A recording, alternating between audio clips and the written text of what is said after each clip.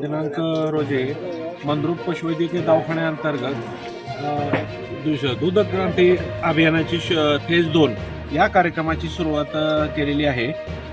या अगोदर सादेपूर, तेलगाव येथेही कार्यक्रम हा झालेला आहे.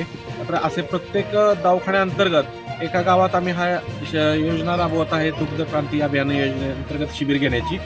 सदर योजनेअंतर्गत या अभियानाअंतर्गत आमच्या तालुक्यातील तज्ज्ञ पशुवैद्यकीय अधिकारी प्रत्येक विषयावरती शेतकऱ्यांना मार्गदर्शन करत आहात.